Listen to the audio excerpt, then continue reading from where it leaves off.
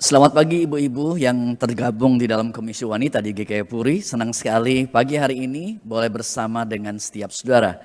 Saudara, dan kesempatan persekutuan wanita hari ini kita akan bersama-sama berbicara satu subjek yang menurut saya satu subjek yang menarik, yaitu bicara mengenai merayakan Allah, merayakan diri Allah sendiri. Dan saya akan mendasari perenungan firman ini dari kitab Yesaya pasal yang ke-6. Yesaya pasal 6 saya akan bacakan bagi para ibu-ibu sekalian. Ayat yang pertama hingga ayatnya yang ke-8. Ayat pertama hingga ayat yang ke-8. Yesaya 6 ayat yang pertama hingga ayat yang ke-8. Demikian bunyi firman Tuhan. Yesaya mendapat panggilan Allah. Dalam tahun matinya Raja Uzia, aku melihat Tuhan duduk di atas tahta yang tinggi dan menjulang, dan ujung jubahnya memenuhi bait suci.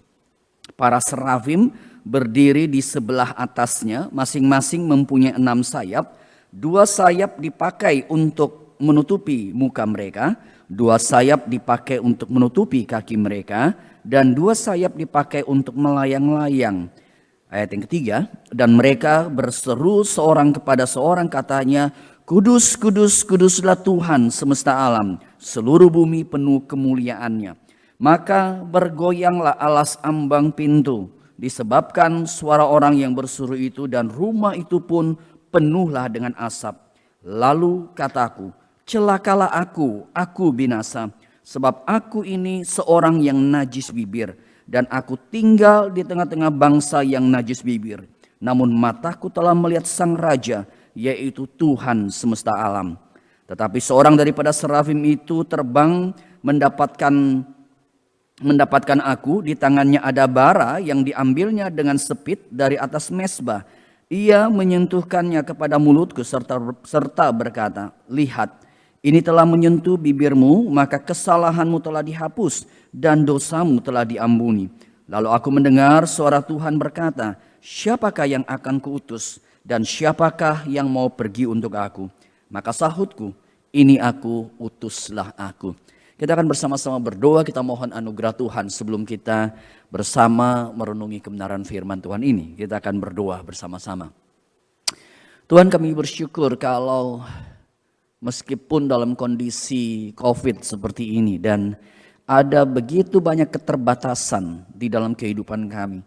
Tetapi kami sangat bersyukur karena kami tetap dapat menikmati persekutuan, dapat menikmati satu fellowship, dan dapat menikmati hadirat Tuhan melalui persekutuan-persekutuan seperti ini. Dan hamba sungguh berdoa Tuhan yang memberkati kami sehingga dari minggu ke minggu di tengah-tengah situasi seperti ini tetap hati kami, iman kami, hidup kami terarah kepada Engkau yang boleh menjadi pemandu hidup kami. Dan Tuhan, saat ini hamba sungguh berdoa Tuhan memberkati saat ini ketika kami akan merenungi firman-Mu. Tuhan yang boleh bersabda, Tuhan yang boleh berbicara kepada setiap kami. Berkatilah hamba-Mu, berkati setiap ibu-ibu yang ada di rumah mereka masing-masing. Tuhan yang memberkati sehingga kami boleh berkonsentrasi beberapa menit ini dan kami mengerti apa yang Tuhan mau. Terima kasih Tuhan, terima kasih. Hanya di dalam nama Tuhan Yesus kami berdoa. Amin. Amin. Saudara, ketika saya mendapat undangan dan tema daripada renungan hari ini adalah bicara mengenai merayakan Allah. Saudara, dan ketika membaca poin-poin tujuan atau sasaran yang menjadi sasaran daripada perenungan hari ini. Jujur saudara, saya pribadi merasa tema ini menjadi tema yang menarik. Dan mungkin boleh saya katakan menjadi, dan poin yang menjadi tujuannya menurut saya menjadi sesuatu yang cukup langka. Saudara, karena ketika dikatakan tema ini adalah bicara mengenai merayakan Allah, saudara, maka di dalam penjelasan daripada tema ini maka disampaikan bahwa sebenarnya melalui tema ini diharapkan bahwa setiap kita, para ibu-ibu yang join dalam fellowship ini, supaya kita boleh menyadari bahwa kita itu betul merayakan hanya diri Allah dan lepas daripada segala apa yang kemudian Allah perbuat bagi kita. Jadi kita hanya mengagungkan Allah. Saudara, kenapa saya katakan ini menjadi tema yang menarik dan cukup langka? Karena kerap kali realitas kita mengagungkan Allah, menghormati Allah, respek terhadap Allah, saudara, maka itu berkaitan dengan apa yang Allah lakukan kepada kita. Jadi ketika kita kemudian melihat pimpinan Allah yang jelas, ketika kita melihat berkat Allah yang jelas, maka kita berkata bahwa Allah itu adalah Allah yang luar biasa.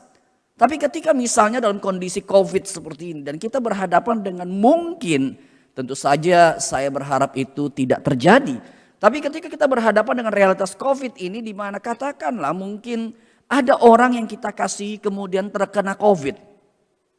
Realitas terkena COVID dan segala penderitaan yang harus dihadapi membuat kita bertanya, mungkinkah kita kemudian merayakan Allah?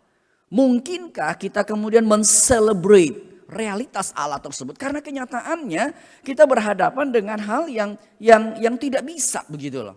Kalau saudara perhatikan di dalam kitab Wahyu, kitab Ayub maksud saya, ketika Ayub kemudian berhadapan dengan sakit penyakit, saudara, maka itu menjadi bagian yang sulit. Sehingga istri Ayub kemudian pada akhirnya setelah begitu sabar berkata, udah, untuk apa lagi kamu menyembah Allah? Sekarang kutuklah Allahmu dan matilah.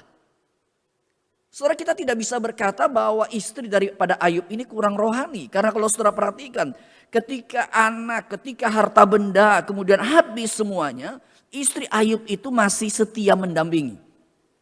Tapi ketika perjalanan penderitaan tambah sangat, dan ketika Ayub harus berhadapan dengan realitas penyakit kulit atau tubuh yang menjadi begitu borok luar biasa, maka istrinya udah gak tahan lagi.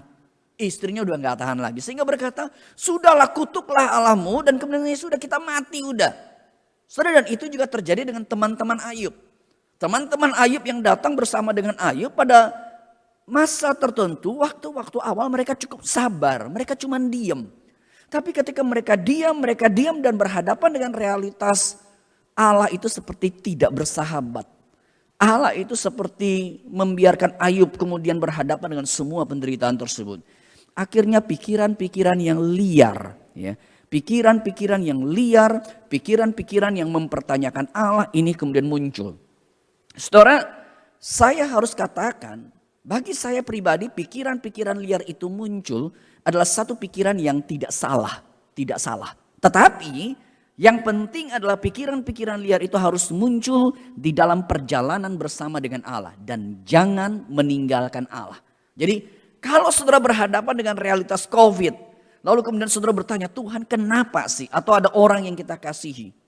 Atau maaf, mungkin orang yang kita kasihi itu berhadapan dengan kematian. Saudara, maka saya percaya sebagai manusia, meskipun sebagai orang percaya, bahkan saya percaya sebagai hamba Tuhan, ketika berhadapan dengan realitas itu, sangat mungkin saya juga akan berteriak dan bertanya, mengapa ya Tuhan? Mengapa? Saudara, dan pertanyaan mengapa sekali lagi tidak salah. Itulah sebabnya kalau saudara membaca dalam kitab Mazmur, pemazmur berkata, how long, O Lord? Berapa lama lagi ya Tuhan? Artinya mereka juga bergumul dengan realita penderitaan, realita tidak adanya berkat. Dan mereka bertanya, mengapa? Saudara, sekali lagi saya katakan, pertanyaan how long, O Lord, mengapa, itu tidak salah. Karena Alkitab memberikan ruang seperti itu. Tetapi yang harus kita hati-hati, jangan kemudian seperti Ayub berkata, masakan kita cuma hanya mau menerima yang baik daripada Allah, dan hal yang buruk itu kita tidak kemudian percaya kepada Allah. Realitas mengapa, how long, O Lord, harus masuk dalam sebuah realitas perjalanan iman dan membawa kita tetap percaya pada Tuhan dan bukan menyangkal Tuhan. Nah saudara, biasanya ketika bicara mengenai perjalanan iman orang percaya, maka perjalanan iman kita itu adalah satu perjalanan yang kerap kali berkaitan dengan Allah lakukan apa. Jadi apa yang Allah perbuat itu mempengaruhi apakah kita bersyukur kepada Allah, atau tingkat bersyukur seberapa jauh, atau seberapa dalam kita bersyukur atau tidaknya. Itu berkaitan dengan apa yang Allah lakukan kepada kita. Tetapi yang menariknya adalah tema hari ini adalah satu tema yang sebenarnya mengajak kita untuk melepaskan diri dari apa yang Allah lakukan. Apakah Allah memberkati kita atau tidak? Lepaskan itu, tetapi kita hanya mengagungkan Allah, kita hanya merayakan Allah karena diri Allah itu sendiri. Ya, jadi saudara bisa membedakan. Jadi ini tidak berkaitan dengan apa yang Allah lakukan bagiku atau apa yang tidak Allah lakukan bagiku. Apakah Allah memberkati atau Allah tidak memberkati. Jadi tidak berkaitan dengan hal tersebut. Tetapi ini berkaitan dengan diri Allah sendiri. Meskipun memang kita tidak bisa lepaskan secara total, ya, tetapi tema ini adalah tema yang menuju ke situ. Saudara, dan ketika merenungkan bagian firman Tuhan apa yang kemudian yang berkaitan dengan tema ini yang kemudian saya rasa baik kalau kita renungkan. Saudara, maka saya mendapati Yesaya 6 adalah bagian yang menarik. Yesaya 6 bagian yang menarik karena Yesaya 6 bicara mengenai diri Allah yang disingkapkan. Yesaya 6 bicara mengenai diri Allah yang disingkapkan. Saudara, dan hal yang pertama yang saya ingin soroti adalah begini.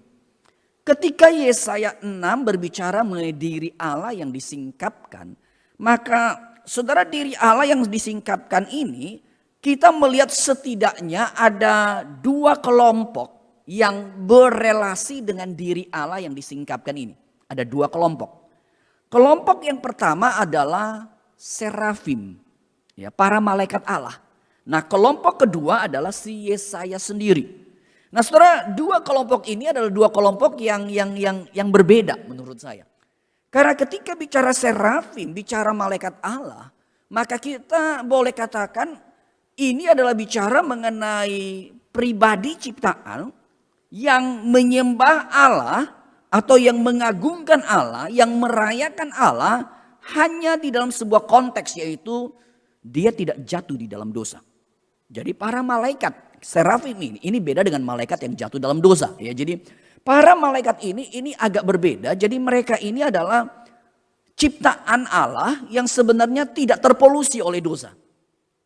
Jadi mereka tidak terpolusi oleh dosa. Sehingga yang terjadi di sini adalah kita melihat di sini.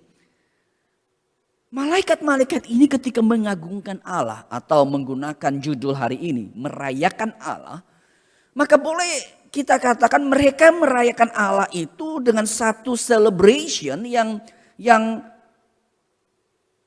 boleh kita katakan tidak terpolusi oleh dosa, sehingga ini tidak ada berkaitan dengan apakah Allah menghukum, apakah Allah memberkati. Jadi bagi mereka, kamus mereka adalah merayakan Allah hanya karena memang Allah ini luar biasa. Menggunakan kata dalam Yesaya 6 ini adalah karena Allah itu kudus pada dirinya. Allah itu mulia pada dirinya. Allah itu agung pada dirinya. Berbeda dengan ketika Yesaya. Ketika Yesaya di dalam bacaan ini, maka Yesaya itu memberikan respons awal langsung berkata adalah, cilakalah aku binasa karena aku berjumpa dengan Allah. Nah, saudara perhatikan di sini ada dua hal yang berbeda.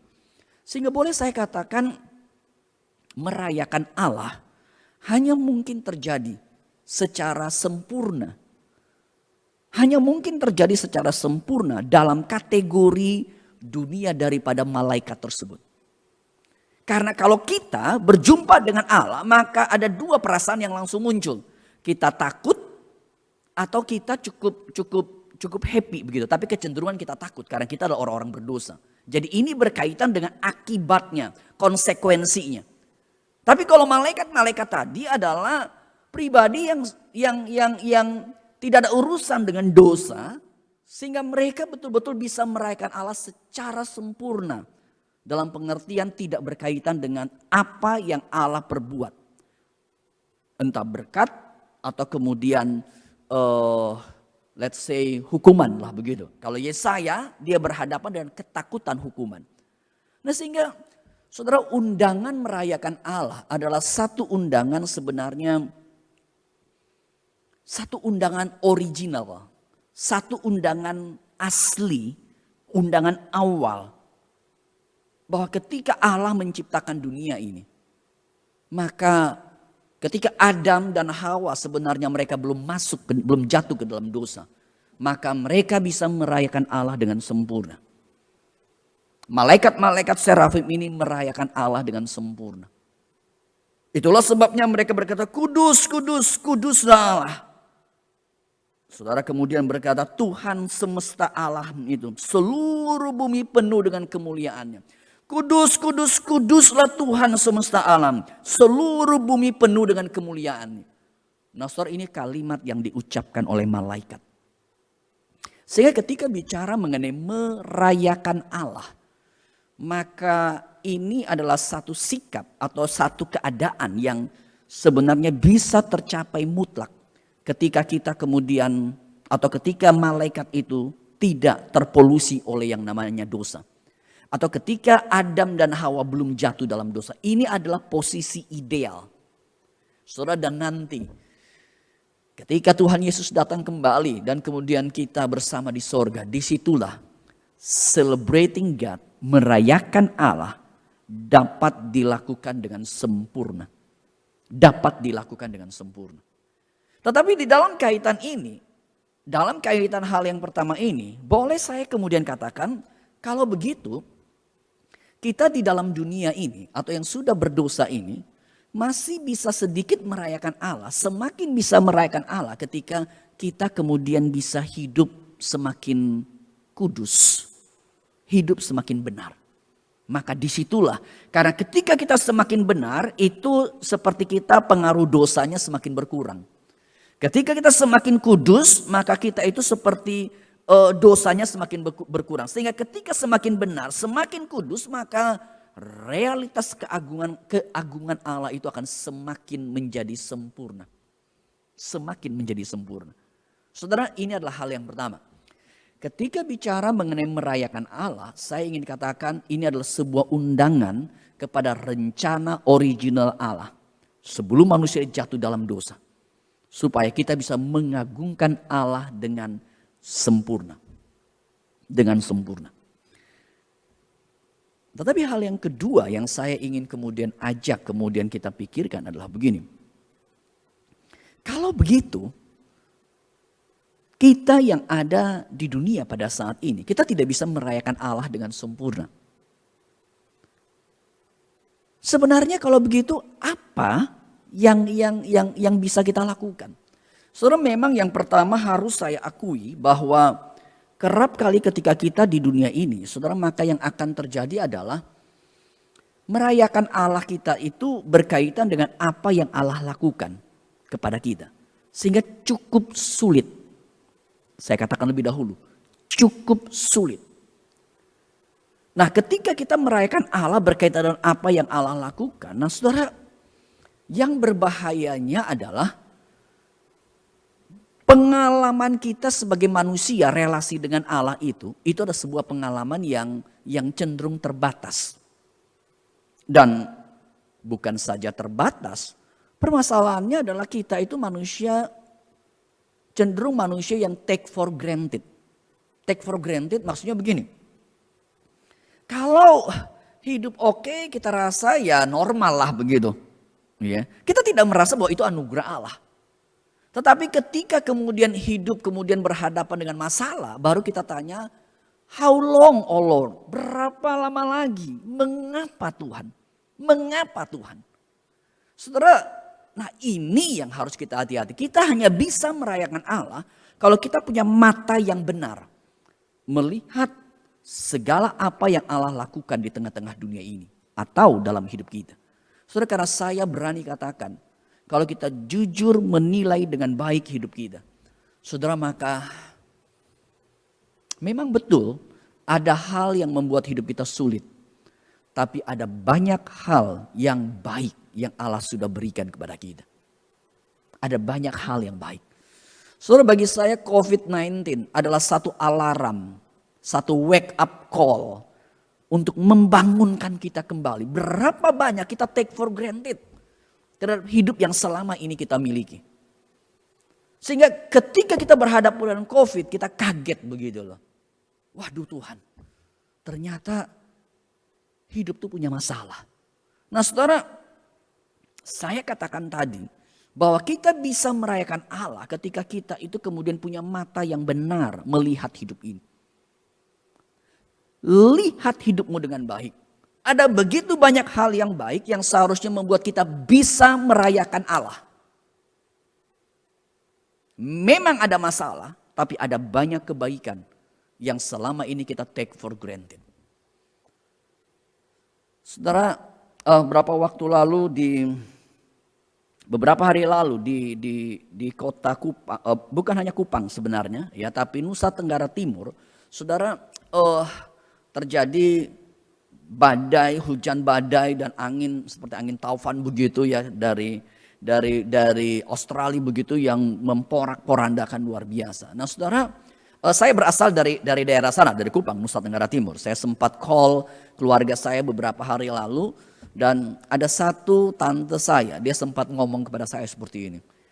Ini sudah 70-an tahun hidup, dia sudah umur 70-an. Sudah umur 70-an tahun hidup. Baru kali ini alami hal yang menakutkan luar biasa. Saudara, satu sisi kita prihatin dengan apa yang terjadi dan kita mendoakan mereka yang mengalami musibah di sana. Tapi kalimat tante ini saya cuma berpikir begini. Berarti ada 70 tahun hari-hari yang penuh dengan anugerah. Karena dia berkata selama 70 tahun hidup baru pertama kali ngalamin seperti ini. Berarti ada 70 tahun hari penuh dengan anugerah, bukan? Kecuali dia berkata 70 tahun gini terus. Hanya satu kali nih baru hidup tenang. Nah ini berbeda. Nah ini yang saya mau katakan. Manusia kita take for granted. Kita take for granted. Memang ada orang tertentu yang mungkin ketika lahir dia sudah cacat, punya masalah dan begitu banyak. Tapi kalau kita memiliki big picture secara keseluruhan terhadap dunia. Ada begitu banyak hal yang membuat kita harus celebrating God. Merayakan Allah. Karena apa? Allah adalah Allah yang baik. Tetapi ada hal yang kedua berkaitan dengan bagaimana kita merayakan Allah di tengah-tengah dunia yang berdosa ini. Dan disinilah menurut saya adalah hal yang lebih penting daripada sekedar melihat peristiwa tadi. Berkaitan dengan kita melihat ada kebaikan yang begitu banyak. Karena ketika bicara mengenai merayakan Allah, saudara, sebenarnya ini berkaitan dengan satu sikap kita percaya kepada Dia. Benarkah kita percaya kepada Dia? Jadi mungkin saya ibaratkan seperti ini. Seperti hubungan orang tua dengan anak atau ayah dengan anak.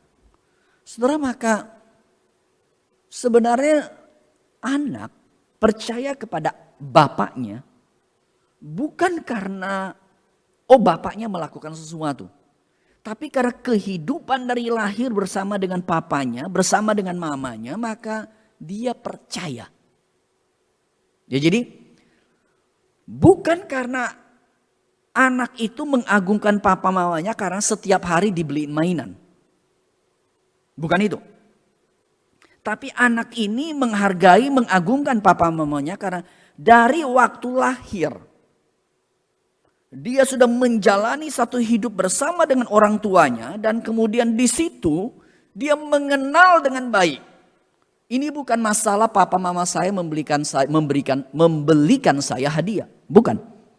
Ini bukan karena masalah papa mama saya mengikuti apa yang saya mau, bukan. Tetapi karena dia mengenal dengan baik. Nah, disinilah menurut saya menjadi poin penting daripada bagaimana kita ada dalam dunia yang berdosa bisa merayakan Allah dengan benar. Jawabannya adalah seperti seorang anak yang mengenal dari sejak lahir akan papa mamanya. Maka itulah yang harus dipupuk. Itulah yang harus dipupuk dalam hidup kita. Celebrating God, merayakan Allah tidak bisa lepas daripada pengenalan, kedekatan yang intim di situ. Saudara, kenapa para serafim mereka bisa merayakan Allah dengan begitu luar biasa? Memang betul, tadi saya katakan karena mereka tidak terpolusi dosa. Tapi para serafim bisa merayakan Allah dengan luar biasa karena memang tempat mereka itu adalah tempat bersama dengan Allah. Keberadaan mereka adalah keberadaan selalu bersama dengan Allah. Nah repotnya adalah begini. Kita ini kan keberadaan kita di dunia. Ini tantangan kita. Bagaimana kita kemudian ada di dunia tapi bisa terus menerus mengenal Allah. Bisa terus menerus bersama dengan Allah. Kalau saya balik lagi kepada gambaran saya tadi, anak dengan ayahnya. Kenapa anaknya bisa mengagungkan ayahnya? Karena memang anaknya punya waktu tinggal bersama dengan ayahnya atau dengan mamanya.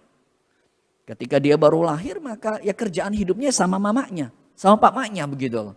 Memang ada pergi kerja mungkin papanya tapi pulang atau weekend gitu atau ada hari libur lah. Mereka bisa menikmati kebersamaan. Karena semakin intim, karena semakin dekat, disitulah anak percaya kepada Bapa dan bisa membanggakan, men-celebrate papanya. Bisa mengagungkan papanya. Itulah dengan hidup kita. Pertanyaannya adalah ketika kita dalam dunia ini, bisakah kita semakin mengenal Allah, semakin dalam bersama dengan Dia? Dan kemudian kita mengagungkan Allah, merayakan Allah. Saudara, tema ini merayakan Allah hanya bisa terjadi kalau kita sungguh-sungguh mau memiliki waktu yang lebih banyak bersama dengan Dia. Mau memiliki waktu yang banyak lebih bersama dengan Dia, menikmati hadiratnya, mengenal Dia. Semakin mengenal Dia, semakin bersama dengan Dia, maka disitulah kita bisa merayakan Allah. Kita bisa merayakan Allah. Saudara,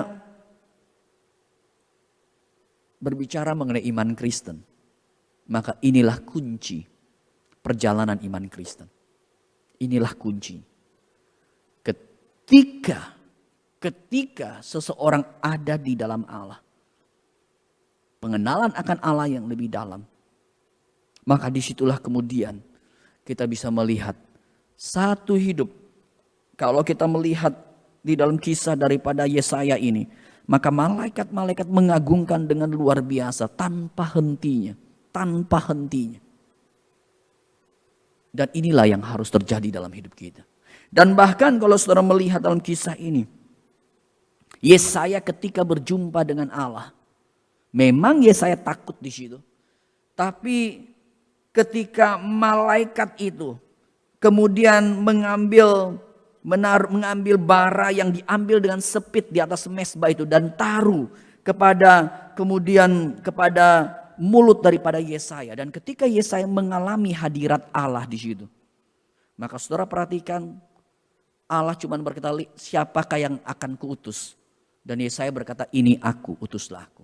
Jadi hidup Yesaya itu berubah dengan sendirinya, mau diutus ketika dia mengalami bara itu diambil dari mezbah, ditaruh di mulutnya, dan dia mengalami Allah. Disitulah kemudian hidupnya berubah. Dia mau pergi diutus.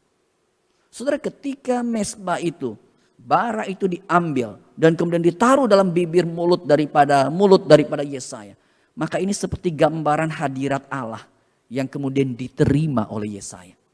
Gambaran kebenaran Allah, diri Allah yang diterima oleh Yesaya. Dan karena kebenaran Allah, diri Allah diterima oleh Yesaya, maka disitulah Yesaya kemudian berkata, ini aku, utuslah aku. Aku siap Tuhan, mau melakukan apapun. Nah, peristiwa Yesaya ini seperti peristiwa yang tadi saya katakan. Ketika anak menikmati kebersamaan dengan ayahnya. Dan itulah yang saya harapkan. Seluruh ibu-ibu yang saya kasihi di dalam Tuhan, ketika dalam masa COVID ini, berapa banyak waktu hidup yang kita pakai untuk lebih mendekatkan diri kepada Allah. Saya bersyukur kalau saudara boleh mengikuti persekutuan Komisi Wanita pada saat ini. Tapi saya juga mau berkata, enggak cukup. Karena kalau kita tidak semakin mendekatkan diri pada Allah, secara pribadi kita mencari hadirat Allah lebih dalam lagi, lebih dalam lagi. Saudara, maka di situ kita tidak bisa merayakan Allah dengan benar. Karena kita tidak berjumpa dengan diri Allah. Saudara, meskipun saya adalah hamba Tuhan, saudara, saya sangat menyadari dengan jelas sekali. Kalau saya setiap hari tidak mencari Tuhan dengan begitu utama, maka saya tidak akan pernah mengalami hadirat Allah dan mendapatkan kekuatan dari Allah. Saya mungkin bisa mempersiapkan khotbah dengan baik, gali sana, gali sini dan sebagainya, baca komentari di sana sini baik. Tetapi kalau saya tidak sungguh-sungguh mengutamakan Allah dalam hidup saya, mencari Dia dengan sungguh, mengalami perjumpaan dengan Dia secara pribadi, saudara, maka saya tidak akan pernah punya kekuatan dalam melangkah hidup ini. Saudara,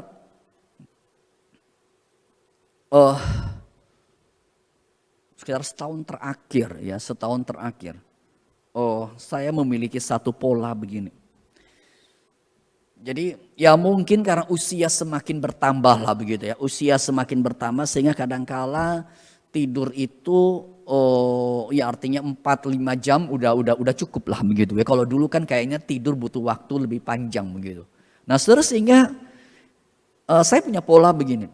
Kalau pagi-pagi benar sudah kaget bangun, ya, memang saya bukan tipe orang yang mau memaksa begitu rupa, tapi tidak membiarkan diri juga begitu rupa. Ya, jadi maksud saya begini, karena istri saya kerap kali ngomong, lu jangan sampai paksa diri mesti bangun subuh benar, nanti lu sakit malah repot. Ya, satu sisi ada benarnya, ya ada benarnya. Tapi saya punya pola adalah begini. Kalau saya sudah kaget bangun, maka kalau saya lihat let's say lah jam 4 begitu ya, masih jam 4, saya pikir aduh kayaknya lebih baik saya ada baring tambah 1 jam mungkin akan lebih baik supaya tubuh saya lebih baik. Ya. Nah saya biasa ya sudahlah coba baring dulu supaya bisa tidur. Tapi kalau saya baring kemudian sekitar udah 5-10 menit saya udah bolak-balik udah gak bisa tidur, maka saya selalu berpikir oke, itu artinya Tuhan berkata Tommy udah tidur cukup, lu bangun aja udah. Lu menikmati waktu yang lebih bersama dengan aku. Nah saudara, dan saya pribadi merasa ya, bagi saya prime time saya bersama dengan Tuhan itu adalah di pagi hari. Entah ketika bangun jam 4 atau jam 5, lalu ya kalau sekarang work from home ini kadang-kala saya bisa sampai jam 7, jam 8, jam 9 punya waktu yang bersama dengan Tuhan. Dan bagi saya itu tuh waktu yang sangat penting. Itu waktu yang sangat penting. Karena disitulah saya mengalami hadirat Allah. Disitulah saya mengalami kekuatan Allah. Dan disitulah saya juga mengalami apa yang seperti Yesaya 6 ini katakan. Dan disitulah saya bisa lebih memuliakan Allah. Saya sangat mendorong setiap ibu-ibu. Bukan hanya seminggu sekali seperti ini. Tapi kalau betul engkau mau merayakan Allah, pakai waktu lebih banyak. Pakai waktu lebih banyak untuk bersama dengan Tuhan. Tidak harus pagi, bisa siang, bisa malam. Ya, apalagi ibu-ibu yang mungkin lebih punya banyak waktu di rumah. Saya tidak tahu apa yang saudara lakukan. Baik mama saya, baik mertua saya, sama begitu. Ketika mereka sudah punya banyak waktu di rumah, ya, maka itu identik dengan waktu mereka untuk lebih banyak membaca firman Tuhan, berdoa dan sebagainya. Ya bersyukur karena mereka itu, ya karena udah lebih tua lah begitu, udah 70-an, 80-an begitu. Mereka itu tidak mengenal alat yang satu ini. Ya. Alat yang satu ini dengan internet itu membantu, tapi banyak membuat waktu luang kita hanya browsing sana sini, kita hanya searching sana sini, dan waktu itu kita habis dengan percuma dan tidak mengenal Allah. Saya tidak berkata kita tidak boleh browsing, kita tidak boleh searching sana sini, tapi coba mengecek diri. Apakah waktu browsing saya setiap hari begitu lama? Waktu searching saya begitu lama? Atau mungkin waktu nonton saya begitu panjang? Dan waktu untuk Tuhan saya tidak punya. Merayakan Allah hanya bisa terjadi ketika kita semakin ada di dalam Dia. Sama seperti serafim yang hidupnya hanya bersama dengan Allah. Disitulah serafim bisa memuliakan Dia. Dan sama seperti seorang anak yang berhubungan dengan papanya. Dia punya waktu yang banyak dengan papanya. Meskipun dia harus belajar, meskipun dia harus main, dia harus melakukan banyak hal yang lain. Tapi fakta tinggal bersama dengan papa mamanya membuat dia bisa mengagungkan, menghargai papanya. Biarlah Tuhan memberkati setiap kita. Dan kalau bisa kita bisa mendapatkan bagian sedikit saja dari pengalaman serafim itu. Bagi saya itu menjadi satu sukacita yang luar biasa.